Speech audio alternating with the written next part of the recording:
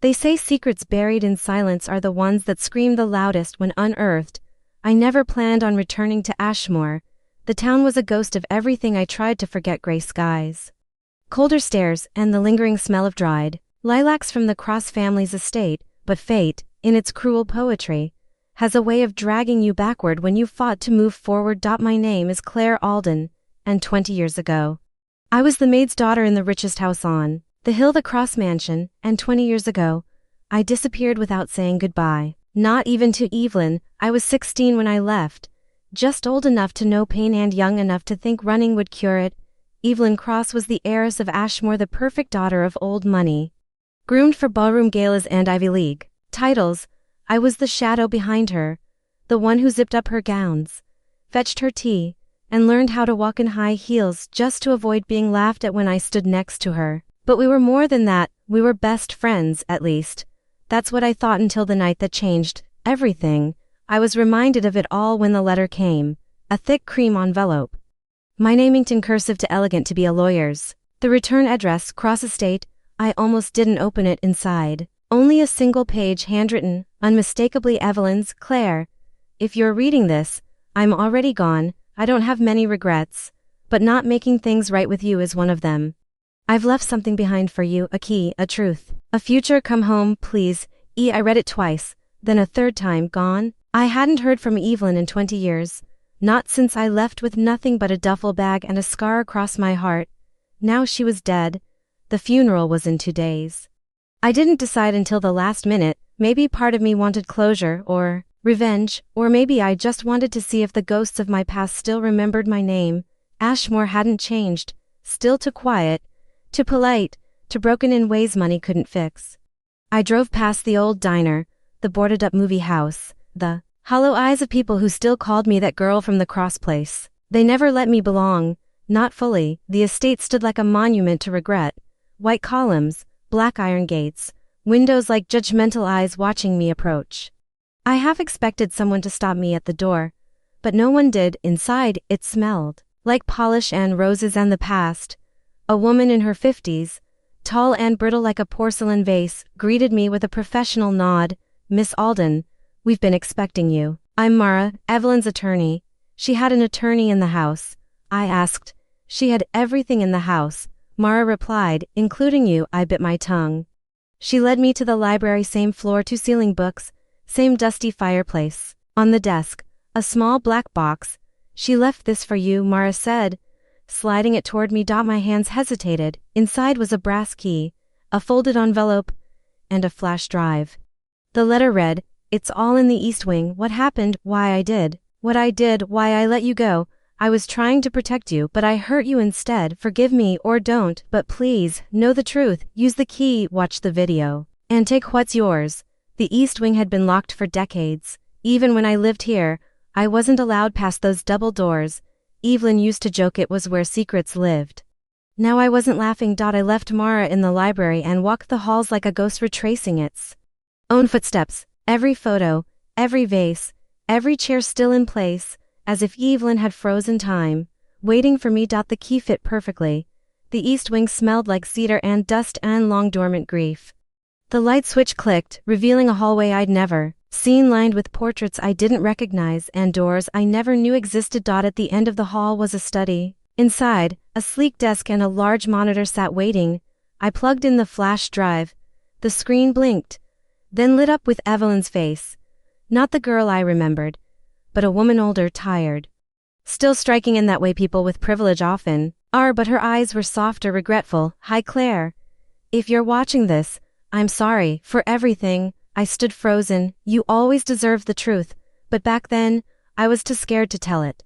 Scared of what my family would do, scared of losing you, but I lost you anyway." The screen flickered. "You remember the night you left? I know you do. You thought I betrayed you, that I told my father about what we found." She paused, but I didn't. He already knew. He'd been watching us for months. "And when he found out you were looking into the foundation accounts, Claire, my father was laundering money, millions, using the estate, using my name, and your mother, she found out." My breath caught. "She didn't die in an accident, Claire." She was silenced. "I didn't know until it was too late. I was 16. I wanted to tell you, But I was terrified, the screen glitched. Again, he threatened to ruin you, to bury you if you stayed. I begged him to let you go to spare you. And he did, under one condition. That I cut all ties, that I send you away. I'm sorry, Claire. I'm so sorry, my hands trembled. Everything's in the file on the desk, proof, the shell accounts. The transfers, his confessions he kept, journals, thought he was untouchable. Use it, burn it, or build something with it, just don't let him win. She smiled faintly. And Claire, I always loved you like a sister, sometimes more. But I never stopped missing you, even when it hurt. The screen went black. I didn't move for a long time. The file was thick, bank statements, emails, scans of handwritten letters. I recognized some of the names: Ashmoor councilmen, bank presidents. Even a senator. My mother's name appeared on a witness list, crossed out in red ink. It was all there. Everything he thought he buried. I looked around the room, her room, now mine, because according to the last line of her will, Evelyn Cross had left the estate to me. Not the family, not the board, me. Suddenly I understood what she meant. A key, a truth, a future. I held the key tighter. I wasn't just here for answers anymore. I was here for reckoning. By morning, the estate felt different. The air was still heavy with secrets. But now they weren't just ghosts, they were weapons. I barely slept. Evelyn's video looped in my mind, her voice hauntingly calm as she unraveled decades of lies with a few simple truths. My mother didn't die in a fire, she was murdered. And the man who ordered it wore cufflinks embossed with our town's founding crest and gave speeches about legacy and honor from the Ashmoor mayor's podium. Jonathan Cross, Evelyn's father, the man who used to pat my head like I was his charity case and call me Claire Bear in front of guests. I sat in the study at dawn. The files she left spread out like a battlefield across the desk. Each page felt like a confession. Offshore accounts under aliases traced back to shell corporations, land deed transfers to companies that didn't exist, photos of handwritten ledgers, cross-referencing dates that aligned with town construction bids, charity auctions, and conveniently timed accidents. My mother's name was the matchstick that lit it all. In one page, she was noted as the whistleblower who uncovered discrepancies in grant distributions. In another, she was listed as a potential liability following unauthorized access to restricted ledgers. The final note beside her name chilled me. Status neutralized. I snapped the binder shut. Breath caught in my throat. I wanted to scream, to destroy something, to go straight to the police. But I remembered what Evelyn said. He thought he was untouchable, and men like Jonathan Cross didn't fall with emotion. They fell with evidence, cold, precise, undeniable. I needed help. I dug out my phone and scrolled past years of silence until I found the only number I trusted back then, Lex. It rang 3 times before a groggy voice answered. Claire? He still recognized my voice. Hey, I need a favor. Lex had once been the Cross Estate groundskeeper's son. We grew up sneaking through tunnels under the rose garden, stealing wine from the cellar, and dreaming of getting out of Ashmoor. He became a tech consultant, moved to Chicago, and disappeared from this world. Just like I did. An hour later, he was on the road. I spent the waiting time exploring the East Wing. Each room was like opening a wound. A nursery with faded wallpaper and an old rocking horse. A piano room where Evelyn used to play, her fingers dancing over the keys while I watched from the door, pretending I didn't want to join in. Behind a bookshelf in the study, I found a small hidden door. The key worked again. Inside, journals, dozens of them, all in Jonathan Cross's distinct, surgical handwriting, each one chronicling the life of a man who believed he was smarter than morality. There were even photographs, blackmail material, candid shots, even one of a woman slipping a manila envelope to my mother in a dark alley. I felt like I'd stepped into a political thriller. But this wasn't fiction. This was real. And it had Evelyn's fingerprints all over it. She'd spent years collecting this, hiding it, planning it. I don't know when she got sick.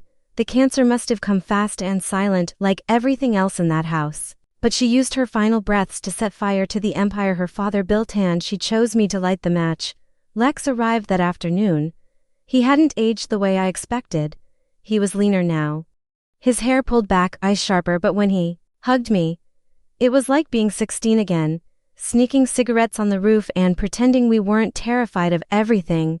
I thought you were dead, he said softly. Close enough. I handed him the flash drive and watched his eyes scan the files. Jesus, He muttered, Claire, this is explosive. I know, you could take him down, all of them. But you can't walk into a police station with this, they'll bury it or bury you, I figured. He closed the laptop and stared at me. So what's the plan? I didn't answer right away, because the truth was, I didn't have one, not yet. All I knew was that I couldn't let Evelyn's sacrifice rot in a drawer. And I wasn't going to let my mother's murder go unanswered. I want to expose him. I said finally, publicly, loudly, no more secrets. If I go down, so does he. Lex nodded. Okay, then we build a case, we go digital, viral, we leak it to people who can't be silenced. And the estate, what about it? It's mine now, legally, in her will. His brows rose. Well, that's a hell of a start. We spent the next 2 days digging deeper. Lex decrypted files Evelyn had hidden under layers of code. He traced offshore payments, linked addresses to fake charities, pulled IP logs that placed Jonathan Cross at every suspicious transaction. TMESTAMP. We built a timeline. We backed it with receipts. We started drafting the story. Not a smear piece, a reckoning. The final blow came from an unexpected place of video hidden in Evelyn's encrypted folder.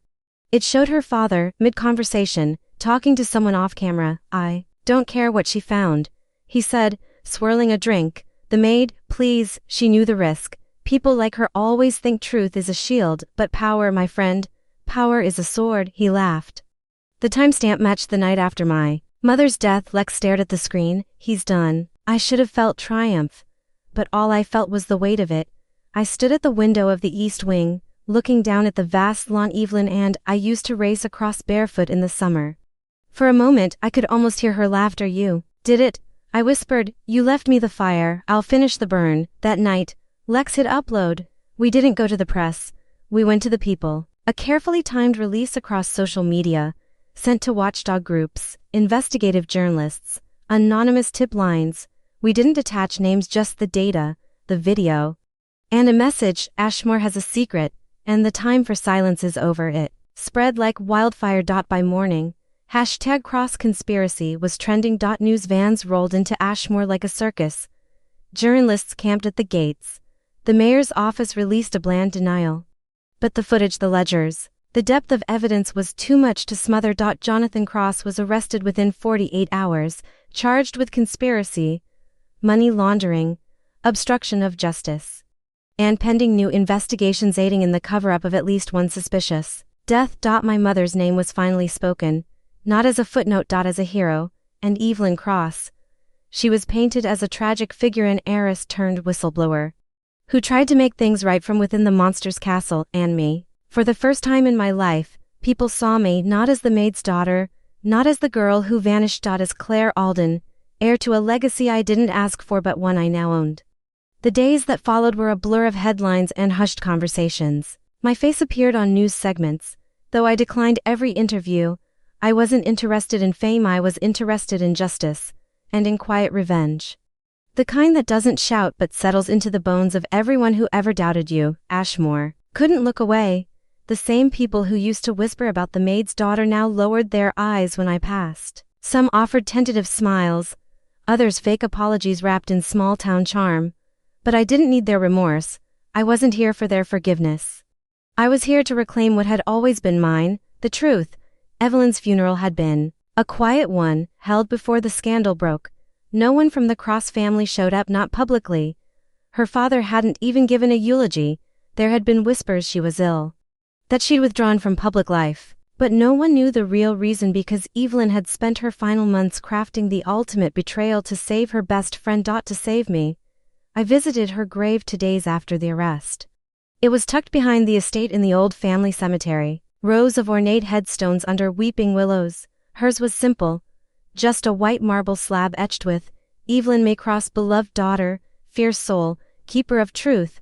I brought lilacs, her favorite. I wish you could see it, I said, kneeling by the stone. You did it, Evie, you broke the chain, and I'll keep pulling until it all falls apart. The breeze stirred through the trees, soft and warm. Maybe it was nothing, maybe it was her. Back at the estate, reporters still loitered outside the gates. I kept them out. Ashmoor might be burning, but the Cross house remained off limits. I wasn't ready to share Evelyn's sanctuary with the world. Not yet. Inside, the halls echoed with a strange kind of silence. Not emptiness, something heavier, like the house itself was adjusting to the shift in power. I started sorting through Evelyn's belongings, carefully boxing up memories. Her notebooks, her dresses, her old records, every drawer held fragments of the girl I once knew and the woman she had become in my absence. In her bedroom closet, I found a safe. It took Lex less than an hour to crack it. Inside, a leather-bound ledger, a string of old pearls, and a sealed letter addressed to me.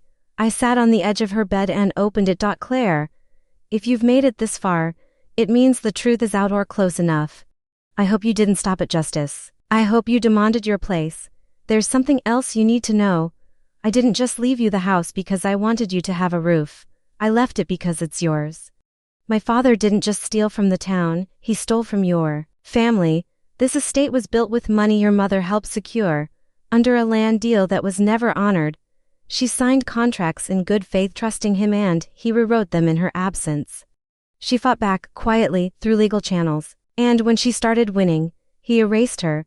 There's a second deed in the county archives, buried deep. It lists both our mothers as joint co-signers. It won't be easy, but if you fight for it, you can prove this house belongs to the Aldens as much as the Crosses. Make it a sanctuary, not a prison. Make it something new. I believe in you. Always. Evelyn's hands shook as I finished reading. He stole everything, the house, the land, even the air we breathed in that damn place. And he did it while pretending to lift us up, while shaking my mother's hand and calling her family. I called Mara that night. She wasn't just Evelyn's attorney, she was her confidant. The only person outside Lex and I who knew the depth of what Evelyn had been planning. There's a copy of the original deed in the archives. I asked. Yes, she replied. But it's locked under probate dispute. Jonathan buried it under shell trusts when Claire Alden left town. Well, I said. Heart-pounding, Claire Alden is back. The next weeks were a storm of legal filings and public fallout. The Cross name, once synonymous with power, had become a cautionary tale. Investors pulled out, board members resigned.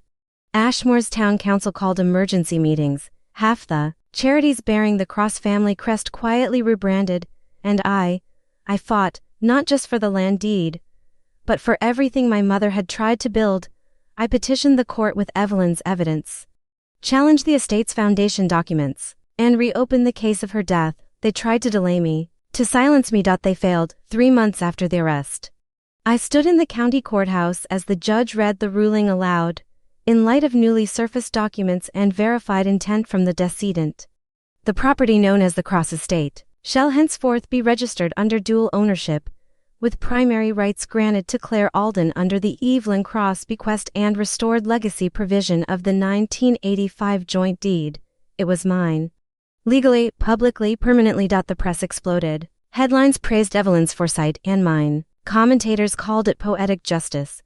But I didn't need their validation.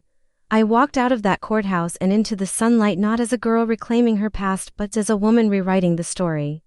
We renamed the estate, not Cross, not Alden. We called it the Evelyn House. A sanctuary for survivors, a place for women and youth rebuilding from loss. We opened the East Wing as a historical archive, left the ledgers on display, hosted school tours to teach the real history of Ashmoor, not the one etched in marble, but the one written in blood and silence.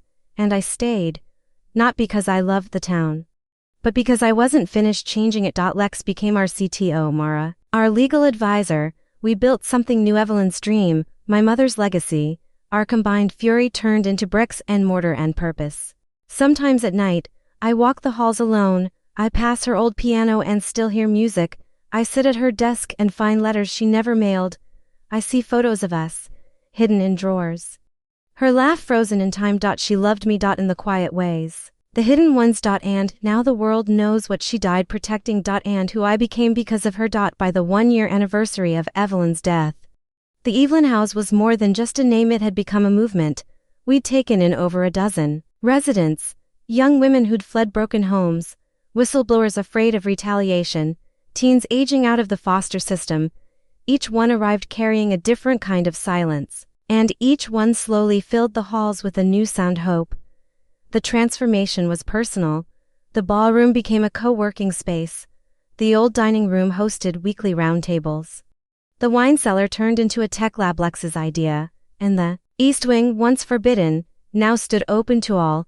Every wall that once held secrets now displayed stories, survivors, fighters, builders. Sometimes people asked if it was hard living in the place where so much pain had happened. I always said the same thing: pain teaches you where to plant strength. Still, the past has claws, and just when you think you've healed, it reminds you it still knows your name.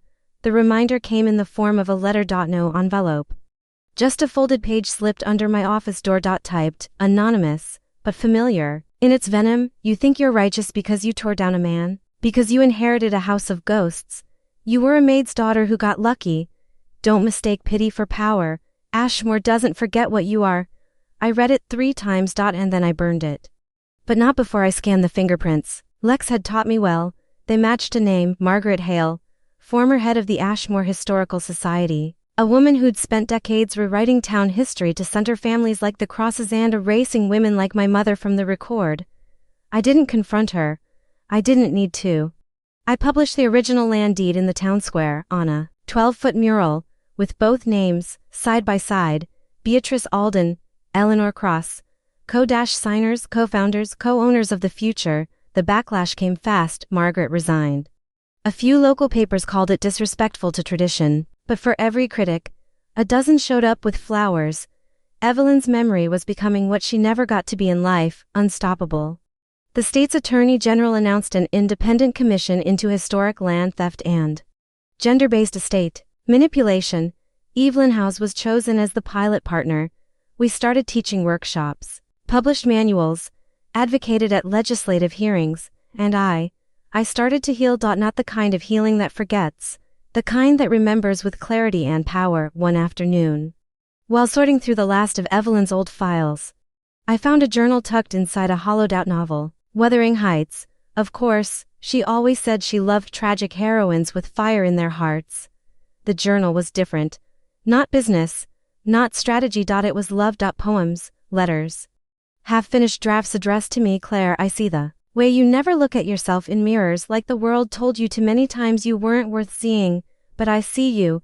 Every version, every scar, I love them all. If I had been braver, I would have told you the night you left. If I had been louder, I would have followed you. I cried for the first time in months, not because I hadn't known, but because I had.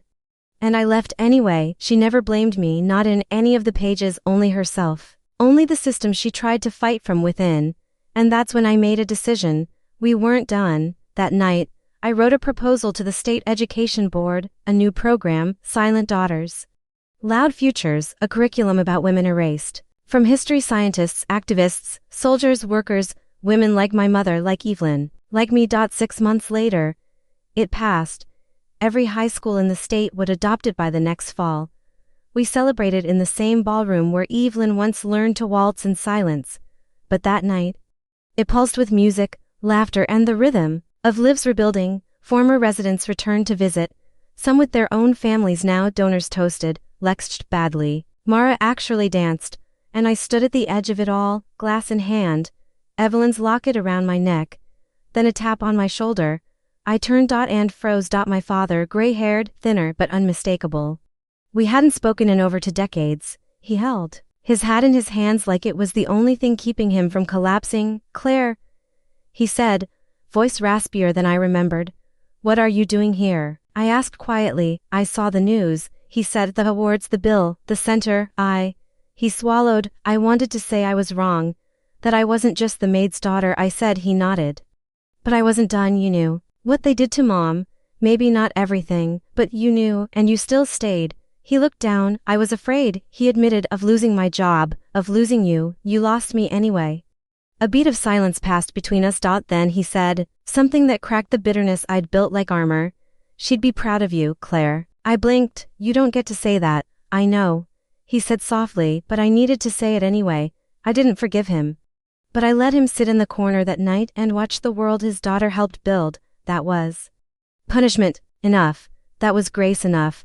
Weeks later, I stood on the steps of the Evelyn house, facing a crowd of graduating residents, each one preparing to leave with a suitcase, a scholarship, a plan, and I said the words Evelyn once wrote to me, now carved into the archway above our doors. This is not where your story ends. This is where your voice begins. I looked into Their eyes and knew something Evelyn never got to know in life. Her story wasn't just her. It was changing everything. 6 years later, Evelyn House was no longer just a sanctuary. It had become a blueprint. Across the country, other estates, once symbols of generational wealth built on silence, were being repurposed. The model we built in Ashmoor sparked a quiet revolution. Historic homes turned into safe havens. Private trust funds redirected to public advocacy. Young women finding their names where they were once erased. The ripple Evelyn started when she handed me that key had turned into a wave, and still. I kept the original house. Not in touch, no. The bones remained, but the soul had changed. I walked its halls daily, not as a keeper of ghosts, but as a witness to transformation. Every door opened. Every mirror reflected truth. Every locked room had become a classroom, an office, a voice. And then on a rainy Tuesday, the past knocked again, this time in a pressed suit and a polished voice. "Miss Alden?" the man asked as I opened the door. "Yes. My name is Adrian Cross. I believe we're cousins." He said it like it was a favor, as if the name Cross was something I might have missed wearing. He handed me a letter, an official invitation to the Cross family reunion, held in Charleston, black tie, estate venue, 300 years of lineage celebration. "And you thought I'd want to attend?" I asked, one brow raised. He smiled. "Some of us think it's time," the family acknowledged. "It's complicated legacy, complicated," I repeated. "You're standing on the land your grandfather stole. My mother died trying to expose him. Evelyn died cleaning up his mess. And you're here to hand me a cocktail invitation." Adrian didn't flinch. "You're the most prominent Cross alive, Claire. Whether you take the name or not." I looked at the envelope, then back at him. "I already have a family," I said, nodding toward the open doors behind me, where the residents were laughing over a book club in the parlor. He left without another word. I didn't attend the reunion, but I did send them a gift, a signed first edition of Wuthering Heights. Wrapped in brown paper with a handwritten note, tucked inside. "Some houses crumble, others evolve. Guess which one this is." 2 months later, I got a call from a professor at Cambridge. They were curating a new academic archive, women who rewrote the narrative. They wanted to include Evelyn, and my mother, and me. I said yes. I flew to London in spring, walked through quiet university halls, and stood before an exhibit that bore Evelyn's name in gold. There were photos of her as a child, pieces of her journal printed on the walls, and a plaque with her quote, "The loudest revolutions begin in silence." Beside it, a display of the Cross estate ledgers, declassified, studied now by students from law schools and ethics departments. History had remembered, and more importantly it had listened. That night, in a small cafe near the Thames, I sat with Lex and Mara, sipping black tea and watching rain gather on the windows. "You ever think about what life would have been if none of it happened?" Lex asked. I smiled faintly. "All the time, and I think I'd still be invisible," I said, "still folding sheets in some motel, still believing my worth had a volume level." Mara leaned in. "You were never invisible, Claire. You just didn't have the right mirror." I looked down at my hands, calloused now, not from labor but from building. Brick by brick, truth by truth, I had rewritten not just my story but Evelyn's, my mother's. And every girl who ever whispered "I'm not enough" into her pillow at night. And yet, even with all we'd built, the grief never fully left. It lived with me quietly, the way Evelyn once did. Sometimes, I found myself standing in her old room, reading her notes, rereading her poems. I kept a recording of her voice in a locked drawer, not for pain, but for remembrance. We don't heal by forgetting, we heal by honoring. One morning, as I walked through the garden, I found a young girl sitting under the willow tree. She was one of our newest residents, maybe 15, skittish, bright eyes but always looking over her shoulder. "Hey," I said softly, sitting beside her. She didn't respond. I waited. Then she finally spoke. "Did you ever feel like you didn't belong anywhere?" I nodded. "Every day for 16 years. What changed?" "I stopped asking the world to make space for me," I said, "and I started making space for others." She looked at me like it was the first time anyone had said that to her. It probably was. Before she left, I gave her a key, not to a door. To a journal. On the cover, it read, "Your story belongs here." It was a replica of the one Evelyn had used. That girl would go on to publish her first book 3 years later. The dedication page, "To Claire Alden who gave me my first mirror, and to Evelyn Cross who left the light on." On the 10th anniversary of Evelyn House, we held a gala, not in black tie. In lilac. Every wall was lined with framed portraits of women who had once called the house home. Every table held a quote from their journals. Every plate had the words, "Loud, worthy, remembered." I stood at the podium, heart full, voice steady. I was 16 when I thought silence would keep me safe. I said to the crowd. But silence only protects those who abuse it. Evelyn showed me that truth, even whispered, has the power to break walls. My mother taught me that legacy isn't what you leave behind, it's what you fight for. And these women behind me, they've shown the world that rising from nothing doesn't mean you are nothing. A pause. I am not a cross by name, but I am the one who carried the torch out of their darkness. Applause followed, not for me, for the collective fire, and later that night, I returned to Evelyn's room, now preserved as a tribute, and sat at her desk.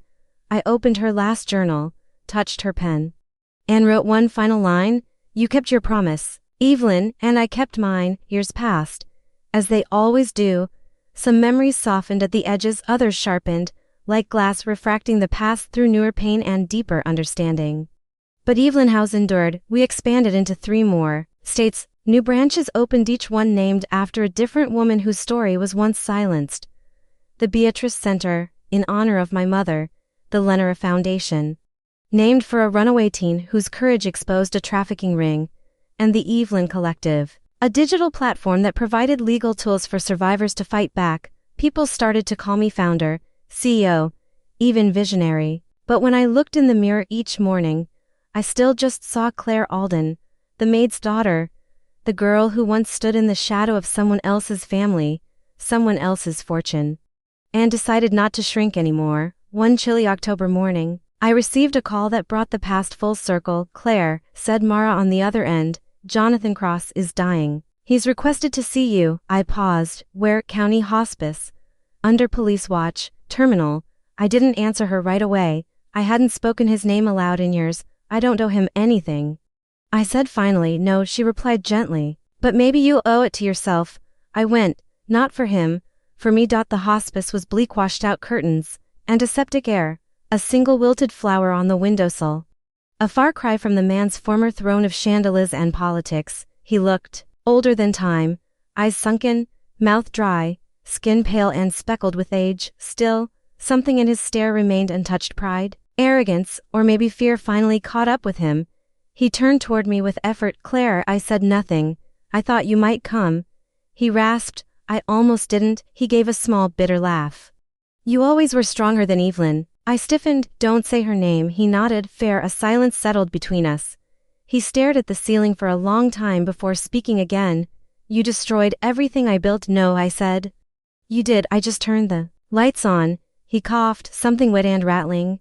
Then, after a pause, "She was the best of us, you know." I didn't reply. "She believed in you. Even after you left, even when I tried to erase you." "I know," I said. Another long pause. Then the words I never expected, "I'm sorry," 2 syllables, heavy, cracked. "Too late." I stared at him, waiting to feel something: vindication, peace, rage. But all I felt was the vast, quiet space between who I had been and who I had become. "I didn't come here for your apology," I said. "I came to see what a fallen king looks like." He winced. "Not from offense but truth." I turned to leave, then stopped at the door. "You called Evelyn weak," I said, "but she died saving lives. What will they say about you when you're gone?" He didn't answer, because he didn't have one. I left without looking back. That night, I returned to Evelyn House and stood beneath the willow tree in the garden. The same one we used to hide under as kids. I lit a single candle and placed it on the stone bench beside her etched plaque. "You were never weak," I whispered. "You were the strongest of us."